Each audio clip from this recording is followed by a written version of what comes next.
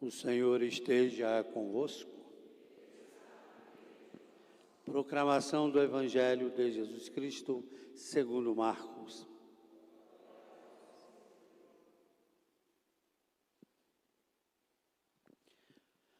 Alguns dias depois, Jesus entrou de novo em Cafarnaum.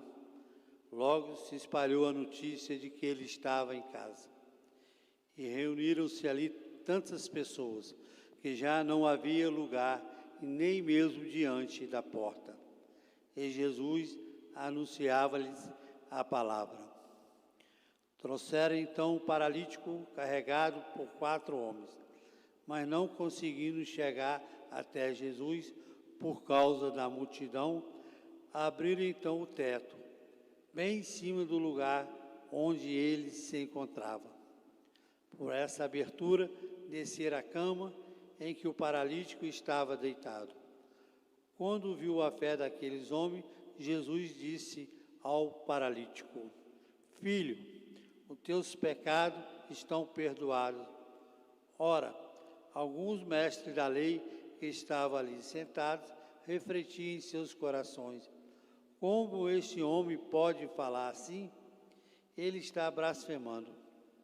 Ninguém pode perdoar pecados a não ser Deus. Jesus percebeu logo o que ele estava pensando no seu íntimo e disse: Por que pensais assim em vossos corações?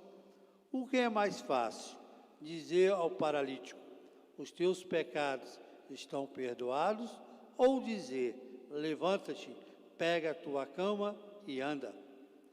Pois bem, para que saibais que o Filho do Homem tem na terra poder de perdoar pecados, disse ele ao paralítico: eu te ordeno, levanta-te, pega a tua cama e vai para a tua casa. O paralítico então se levantou e, carregando a sua cama, saiu diante de todos.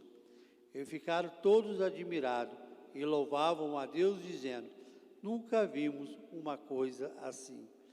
Palavra da salvação.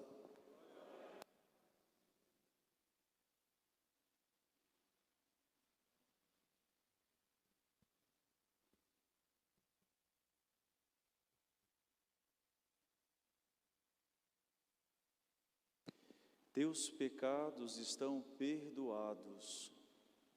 Pai, pega a tua cama, levanta-te e anda. Boa noite, irmãos. Bem, irmãos, nós estamos acompanhando então a atividade de Jesus ali no norte da Palestina, na região da Galileia. E hoje nós vemos que Jesus retorna para Cafarnaum, que era onde Pedro morava, e ali Jesus então se hospedava. E hoje nós vemos que a fama de Jesus já tinha se espalhado a tal ponto ali em Cafarnaum, que as pessoas se aglomeravam, a ponto das pessoas não conseguirem chegar até Jesus. E nós vemos então um homem paralítico que não consegue chegar por meio da multidão. Então 4 homens tomam a iniciativa de erguê-lo e depois descê-lo pelo teto. É muito interessante nós olharmos alguns detalhes e o significado espiritual de algumas cenas, de alguns detalhes deste evangelho. A primeira coisa é que tem sempre um obstáculo no meio da humanidade para chegar até Cristo. Essa multidão se coloca entre nós e Cristo. São as dispersões, são os apegos aos prazeres deste mundo, o pecado. Depois nós temos o ativismo, que nós nos colocamos com tantas atividades que nós damos a desculpa que não temos tempo para rezar. Depois nós temos realmente as coisas sensíveis que nos atacam, que nos fazem ficar apegados, aquilo que está na visão, mas depois também os prazeres da comida, da bebida, o apego ao dinheiro, à vaidade, aos títulos, à aparência. Tudo isso são os obstáculos que nos fazem não chegar até Cristo. E aí nós temos esses 4 homens que elevam aquele paralítico para depois fazer descer até Cristo. Os padres da igreja viam nesses 4 homens os 4 evangelistas e diziam: o que nos fazem chegar até Cristo? Só os evangelhos. São os evangelhos que nos fazem nos aproximar de Cristo e nos fazem romper com a multidão. Porque se nós ficamos no meio da multidão, nós podemos procurar Jesus por falsos objetivos. Quantos que procuram a Cristo para um bem-estar material, ou para uma cura, ou para tantas coisas que são secundárias? Então, só aqueles 4 homens nos fazem nos aproximar do verdadeiro Cristo. Mas isso aqui também nos faz perceber o movimento. O conhecimento de Cristo se dá do alto para baixo. E isso nos faz reparar um grave erro que acontece em muitas teologias por aí. Hoje nós dizemos no campo da teologia que existe uma cristologia, ou seja, um estudo de Cristo, que pode ser descendente ou ascendente. E o que seriam esses 2 tipos de cristologia? A cristologia descendente é o que foi que Deus falou sobre ele, o que foi que ele revelou aos homens. E a teologia ascendente é o que é que pela vida de Cristo nós podemos intuir sobre ele, aquilo que ele faz, aonde nos leva. O problema é que essa leitura ascendente, ou seja, de baixo para cima, é uma leitura que pegou instrumentos do pensamento marxista, que depois é aquilo que funda a teologia da libertação. E qual é o grande erro? De olhar Cristo não como o verbo de Deus que se fez carne, mas um homem que pode nos levar até o céu, se é que tem céu. E isso é um grande risco, porque a gente empobrece quem é Cristo, empobrece o Evangelho, empobrece a igreja. Vocês imaginem fazer uma leitura da fé a partir dos dados sociais. Para que precisa de religião então? Por que foi necessário que o verbo se fizesse homem, se nós não pegássemos as coisas que tem no céu? E a gente pode perceber que aonde essa teologia ela vai se fixando, a fé morre, porque afinal de contas, se nós fazemos uma leitura humana, a gente já não acredita em milagres, a gente já não acredita que Jesus é Deus, a gente já não acredita que Ele ressuscitou, e a gente pode ver aonde a fé foi lida deste modo, a fé se perde. Se a gente olhar para a Alemanha hoje, o que sobra da igreja da Alemanha? Pouca coisa. Se a gente olha no Brasil, as dioceses, as igrejas particulares, os seminários, aonde a teologia era fundada por essa leitura da fé, não tem vocação mais. Porque qual é o jovem que larga tudo para poder ser um operador social? Não, um jovem larga os seus planos porque quer levar os outros para o céu. Imagine, qual é a jovem que deixa o seu sonho de casar, de fazer a sua profissão para ser uma consagrada, se a vida de fé é uma vida social? E realmente você pode olhar aonde a teologia da libertação, aonde essa leitura de Cristo foi uma leitura social, se perdeu. E nós temos o grande risco da igreja do Brasil, se ficar nessa, se perder.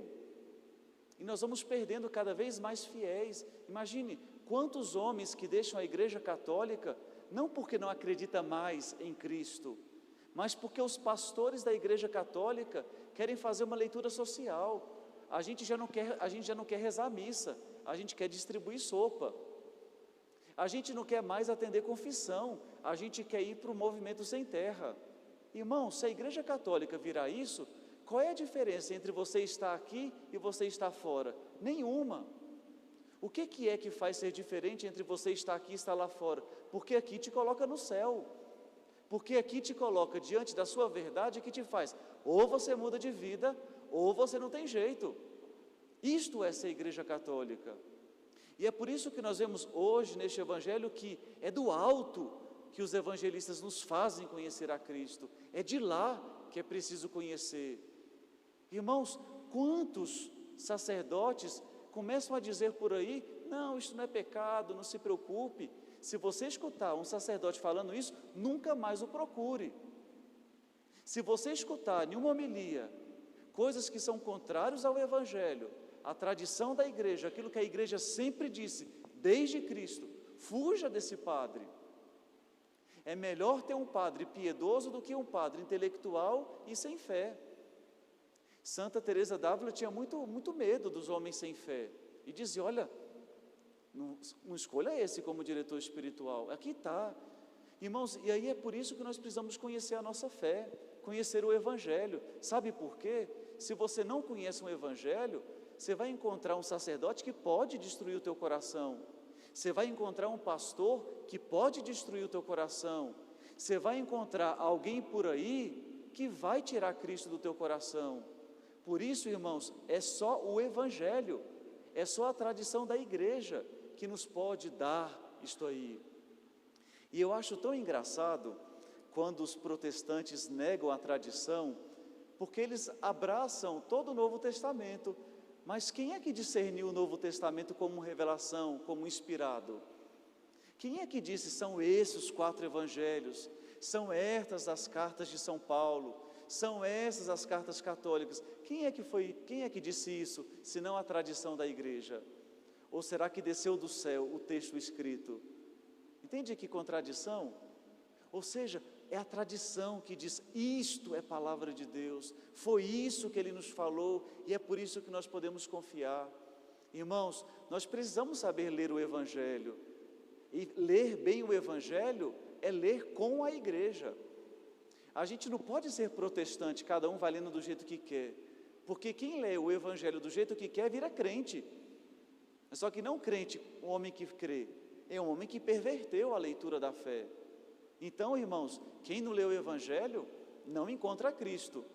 Se você nunca leu o Evangelho na sua vida, meu Deus, eu tenho até medo do qual é o seu Cristo, viu? Então, leia o Evangelho, leia com a igreja o Evangelho. Mas depois, desculpa estar me alongando hoje, viu? Vou falar mais um pouquinho. Hoje é sexta-feira, ninguém vai trabalhar amanhã, então posso falar mais. Depois, hoje tem uma coisa maravilhosa aqui no texto. Diante da enfermidade daquele paralítico, Jesus não diz: levanta. Jesus diz: teus pecados são perdoados. É interessante porque Jesus diz isso. Porque, irmãos, nós podemos entrar no céu paralíticos, mas nós não podemos entrar no céu com pecado. Ontem, quem estava na Santa Missa, eu disse qual é o programa que São Marcos quer nos orientar. Vence os espíritos impuros, o espírito maligno, vence o egoísmo que está em você, vence a divisão que te impossibilita de viver em comunidade. E agora hoje São Marcos nos coloca a cura desse paralítico, porque quer dizer, antes que Cristo quer te dar um benefício material, Cristo quer te dar um benefício na alma. Por quê? O pecado, ele está na alma antes de estar no corpo. Irmãos, todos os nossos pecados, antes de se materializarem exteriormente, ele está na alma. Porque lembra, aonde começou o pecado no mundo? Começou com os anjos, e os anjos são espirituais. Então a primeira perversão que os anjos decaídos nos fizeram ter, não foi material, foi na alma, foi uma sedução interior. O que ele diz para a mulher, ali como diz o livro do Gênesis: sereis como deuses. Esta é a primeira tentação, na alma, e é ali que Deus quer trabalhar. Irmãos, muitas vezes nós procuramos a Deus por coisas materiais e esquecemos que a nossa grande preocupação é pedir para Ele a cura da alma, porque é a alma que joga tudo, é ali que está realmente a salvação eterna. Quem não muda a sua alma, coitado, pode ser a pessoa mais bonita do mundo, pode ser a pessoa mais rica do mundo, mas não vai encontrar o céu, porque é a alma que te coloca no céu. E é por isso que Jesus diz: teus pecados estão perdoados, agora sim, pega a sua cama e vai.